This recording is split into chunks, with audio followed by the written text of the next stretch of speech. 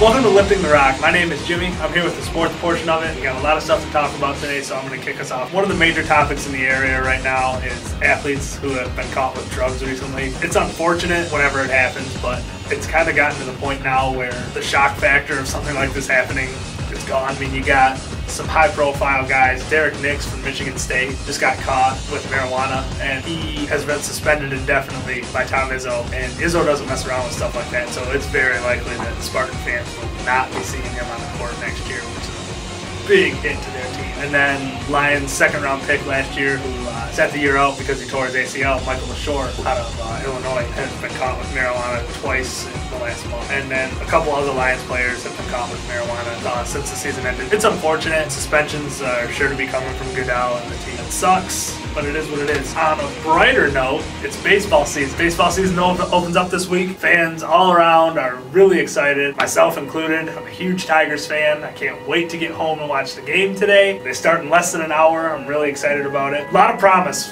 for the Tigers this year with the reigning AL MVP and Cy Young Award winner in Justin Verlander and the signing of Prince Fielder. They look really good. They are my personal pick, being a fan aside, to win the World Series. I think they're the best team baseball had. Like I said, the Tigers are my pick to win the World Series. I think they will beat the Miami Marlins in the World Series 6th game. You heard it here first. This is one of my favorite times of the year. Like I said, obviously for opening day of baseball, we're kicking that season off. But really, you got a lot of really exciting stuff going on in each of the four major sports in the U.S.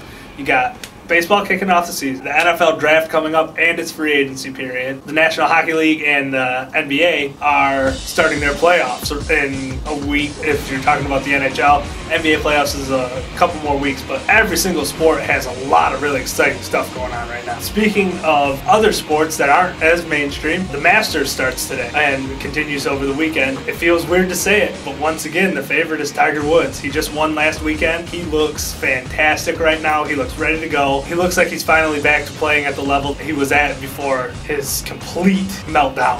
He broke a 30-month winless streak last weekend, so he could not be riding a better wave of momentum going into the biggest tournament of the year. I'm really excited to watch the Masters. It's one of my favorite sporting events of the year. I think Tiger's going to win it. He knows the course. He's won there 4 times already. If he's in a mental state where he knows he can win, I don't think anybody can beat him. That includes Mickelson, McIlroy, all of those guys. I don't think anybody can touch Tiger.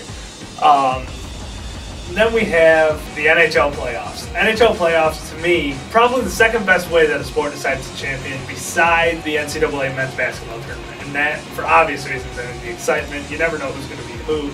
That's awesome. And I feel like the hockey playoffs has the same thing about them. If you get a hot goaltender, any team can beat any team in the NHL if the goalie's on fire. Which brings me to my point about the Red Wings, to the health of this guy right here. Jimmy Howard stays healthy. I don't know if there's a team in the NHL that's better than they are. I think the Wings gotten over all the injuries, and I think they're coming back healthy and ready to go for the playoffs. That's it for the sport.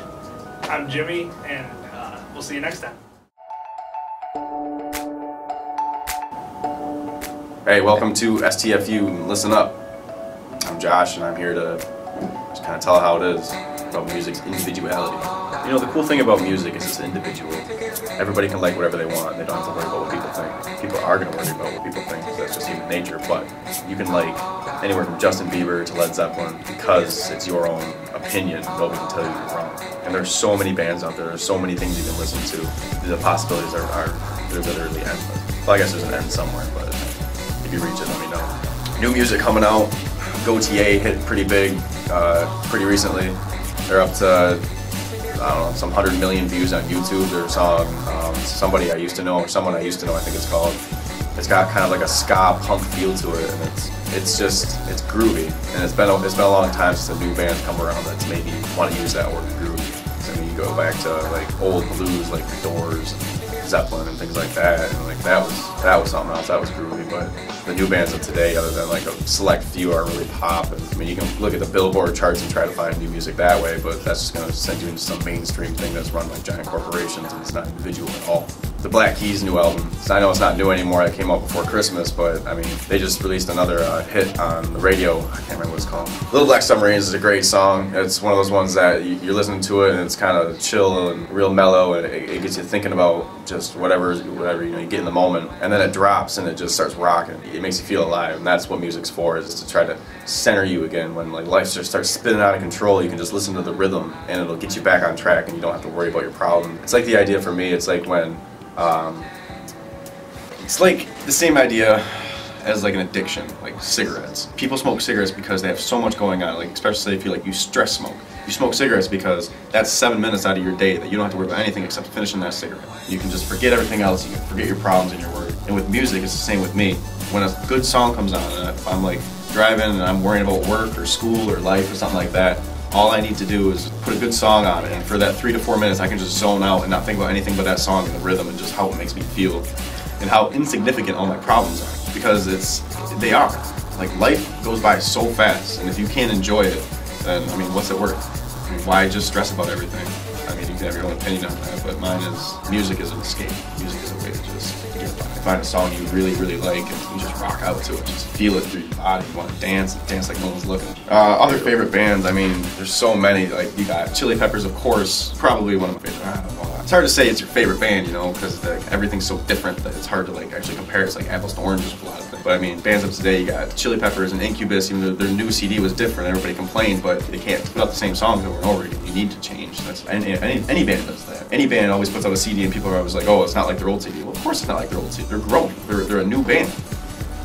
And a band makes a new CD and people complain about it because it's not like it was, but they have to put out something different and people complain about that. Fans are going to complain about everything, and if you're a true fan, you'll just understand it has to be different and you'll just appreciate it for what it is. Like, a good example is when the Gorillaz came out with Plastic Beach. They went on tour, and when he was on tour he made The Fall, which was made completely on an iPad. Like, and it was studio quality to the untrained ear, but there's things in it that you know are just like, it's really manufactured, which is a lot of the Gorillaz is. It's a lot of synthesized and whatnot, but people like just ragged on. They were just like, you know, it's not real music. And what do you mean it's not real music? Music's whatever gets you going. Music's whatever you want it to. I mean, we got people like banging on drums. We got the Blue Man Group. They bang on cans and dress up, and that's music. You know, people get into that. Like, it's like the whole dubstep movement. Everybody always just like hates on dubstep. Oh, it's not music. It's not music. And they just complain about it. You go on YouTube, every dubstep video, one of the top comments is, oh, it sounds like Transformers having sex. Whatever. If you don't like it, don't listen to it. Don't rag on me for liking something. That's none of your business. Whatever I like is what I'm going to listen to, and I'm going to feel it, and I'm going to like it. And if you don't like it, that's your own problem. You have issues that you need to figure out on your own. That has nothing to do with it. So just like what you like. Don't let anybody tell you like that what you like is weird or what you like is different. Just go with it and you'll be alright.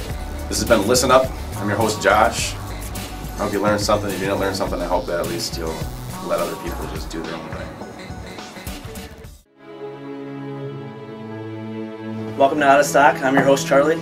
I'll be discussing some movies that are in theaters now, some that are coming out to DVD, and some upcoming movies that are coming to theaters maybe. Some movies are in theaters right now. Titanic 3D, post 3D came out 15 years ago. The thing about post 3D movies are they usually tend to suck, especially in post. If you shoot it in 3D, it's gonna look great on screen to 3D glasses. But if you post production 3D a movie, it's gonna be terrible. It's not gonna look right. And that's the case with most movies that end up doing that. But from what I've read and scoured the internet through other various posts, I've seen images and some scenes from Titanic, the new 3D release, is that James Cameron actually does it right. I guess supposedly he put in $16 million worth of research into cleaning up the film, you know, color correcting every scene. He didn't change it. He didn't pull a George Lucas. He didn't change any scene, any of the edits. It's all original. I guess it works really well. And there's one thing you learn about James Cameron. If there's a will, James Cameron has the way. You never bet against James Cameron because the guy is a maestro when it comes to movies. He can do anything. Anything with film, James Cameron. I'm looking forward to seeing that in 3D. On other movies that are out right now, comedy coming out, American Reunion. This is Jason Biggs' saving grace. He hasn't done a lot with his career since the American Pie franchise, so I mean he really needs this. Same with some of the other cast. It looks funny from the trailers.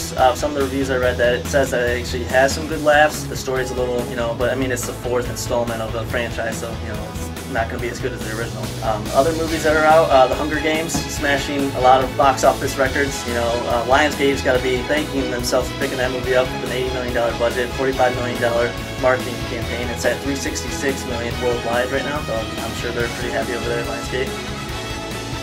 Okay, now I want to talk about some movies that are just coming out on DVD. The Girl with the Dragon Tattoo I actually seen in theater, now it's coming out on DVD. David Fincher directed this remake based off the original Swedish version of the film. I'm a big fan of the original, but I'm also a giant fan of David Fincher. I think he's my favorite director anyways. His style is all over this film. He was a perfect director for the source material. The Girl with the Dragon Tattoo is a good book, and he was a perfect director to pick to remake. If you're gonna remake a movie, you might as well get one of the best directors to remake it. And I feel like that's what they did there, so you should probably check that out on DVD. The Sitter too just came out on DVD. That's starring Jonah Hill, you know, as a babysitter romp across the city comedy. It's pretty funny, it has its moments. The story is a little bland, but I mean, it's Jonah Hill is gonna be funny in anything he really does. He doesn't really have to try to be funny, but he saves that movie. Him and some of the younger cast work really well together, and they combined, they actually work well in that movie. And I think to check that on DVD, it's worth checking out anyways. Girl with Dragon Tattoo you should buy. At least check out the original. And movies that are coming up. This is Prometheus time right here. So I'm looking forward to this movie. I don't think I've ever been more anticipating a movie coming out than Prometheus. Ridley Scott's back into sci-fi. His triumphant return to sci-fi. Just based on the trailer alone, it's gonna do well. Sci-fi is a genre that Ridley Scott belongs in. I think he's made some iconic movies in the sci-fi genre. Blade Runner is obviously one of the best. Alien, the original Alien. Gladiator, which was a great movie too. His last movie was Robin Hood, with Russell Crowe. He did a lot of thrillers before that, Body of Lies. He did American Gangster. But I think sci-fi genre is where Ridley Scott should be. He just does amazing within, judging by the trailer, the cast looks great, all the special effects look amazing, and I'm really looking forward to that movie. Another movie too coming out, The Avengers. Been building up, Marvel's been building it up for the past couple of years with all the characters, Thor, Captain America, all is going to be there. It's going to be a great movie. Robert Downey Jr. is in there, the guy's amazing. Him alone would carry the movie, but from what I've heard, a lot of people have seen the movie already that they just say that they're blown away by it. A lot of the special effects look genuine, the humor's there, the story's there, so I'm looking forward to that movie too. This has been Charlie discussing some movies for Not in 3D.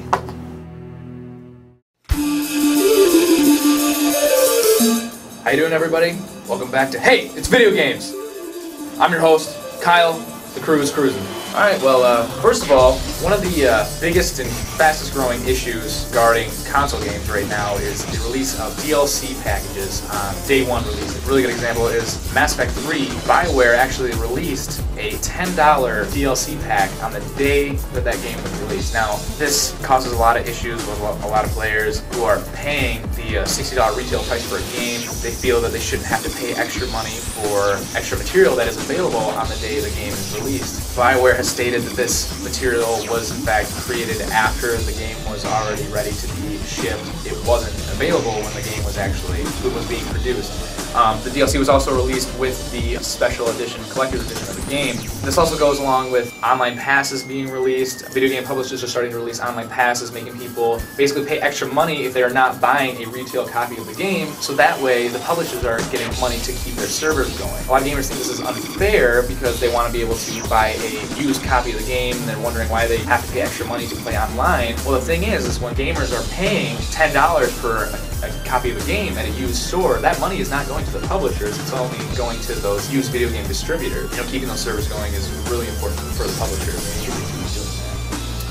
And next off, I'm going to talk to you a little bit about the recently released April Fool's joke that circulate every single year. This is a really funny and real fun way for distributors to kind of give back in a hilarious way, basically. One of the ones released by IGN this year was actually an 80s style cartoon Mass Effect TV show. Basically, they created a complete trailer for the show. I know last year they had a Harry Potter TV show called The Horrors that was released, and that was a big laugh. And also what we have is a trailer for Assassin's Creed, but a Kinect version of the game. Now obviously there are people out there who do fall for these types of things. Recently we also had the release of Star Wars for Kinect, and we saw the reviews, and a little bit not surprisingly, the game really didn't do that great. We are really hoping for a good game here, especially using the Kinect. Something, Star Wars being able to use that type of material for Kinect would be something great. We saw some of the earlier gameplay footage a long time ago. It looked like you were going to have real fluid movement with the Kinect using lightsabers and stuff like that. So I mean, it was definitely something we were excited for. Unfortunately, the game didn't do all that well. One of the greater parts of the game, surprisingly, was a dancing feature that the game had, which for a Kinect game like that, they could have came out with a Star Wars Kinect dancing game and it would have been fine. The biggest unfortunate part of April Fool's this year was that Star Wars Kinect should have been a joke, and it wasn't.